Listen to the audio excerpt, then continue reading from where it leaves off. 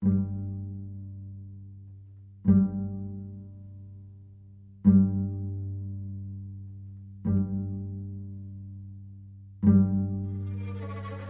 was midsummer, the heat rippling above the macadam roads. The days were the same day, like the shallow, mud-brown river moving always in the same direction, but so slow you couldn't see it. Except for Sunday. Church in the morning, then fat Sunday newspaper, the color comics and newsprint on your fingers. Rhea and Rhonda Kunkel. It was always Rhea and Rhonda. Never Rhonda and Rhea. I couldn't say why. You just wouldn't say the names that way. Not even the teachers at school would say them that way. We went to see them at the funeral parlor where they were waked. Twins in twin caskets. Rhea and Rhonda were the same girl. They wanted it that way. Mrs. Kunkel had 8 children. Rhea and Rhonda were the youngest. Our mothers wondered why Mrs. Kunkel had let herself go. She had a moon-shaped pretty face, but her hair was frizzed ratty, and she must have weighed 200 pounds. Sweated and breathed so hard in the warm weather. Mr. Kunkel worked construction for the county. Summer evenings, after work, he'd be sitting on the veranda, drinking beer, flicking cigarette butts out in the front yard. He didn't come to the wake. Police said that they had him for his own good. He'd gone to the Whipples, though the murder had been taken away, saying that he would kill anybody he could get his hands on. The old man, the brothers, they were all responsible, he said. His little girls were dead. Tear them apart with his bare hands, he said. Roger Whipple worked for his father at Whipple's Ice. In the newspaper it stated that he was 17.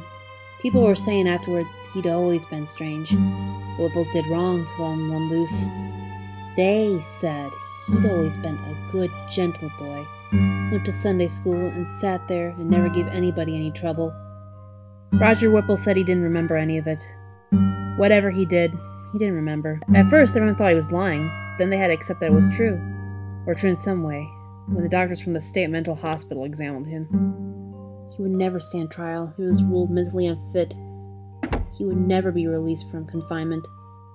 He died there, in the psychiatric hospital, years later. And he was brought back home to be buried. The body of him, I mean. His earthly remains.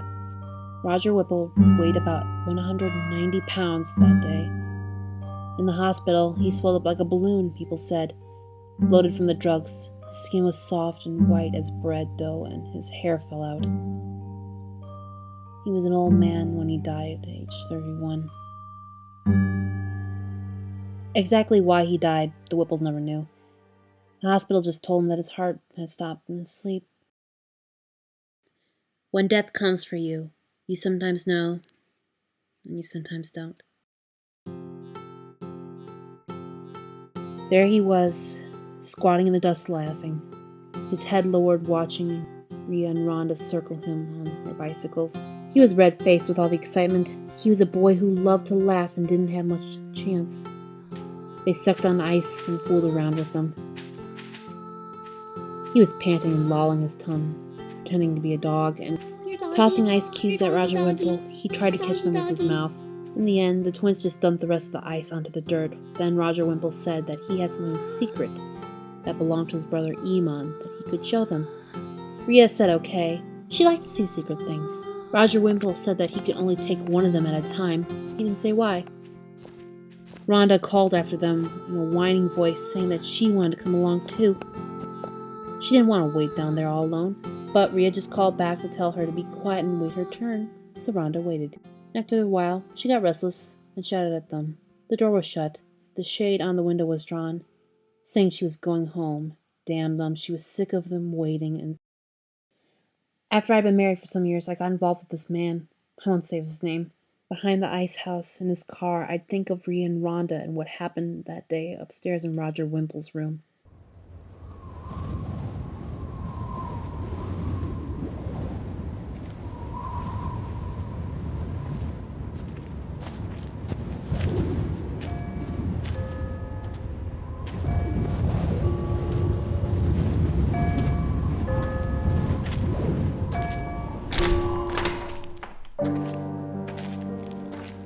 Of the Whipples, There were 7 in the family and still living at home.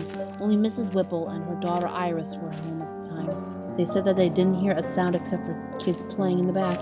They swore it. Mrs. Whipple kept to the house afterwards. Never went out, not even for church or grocery shopping. She died of cancer just before Roger died. She loved him, she said. Roger Wimple said that Rhea had gone home. His voice sounded scratchy, as if it hadn't been used for some time.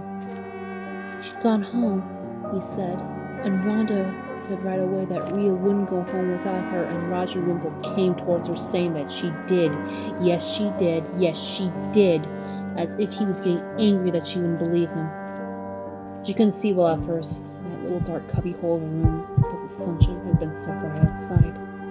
She stumbled against something on the floor, tangled with the bedclothes. Behind her was this big voice saying again and again, yes, she did, yes, she did.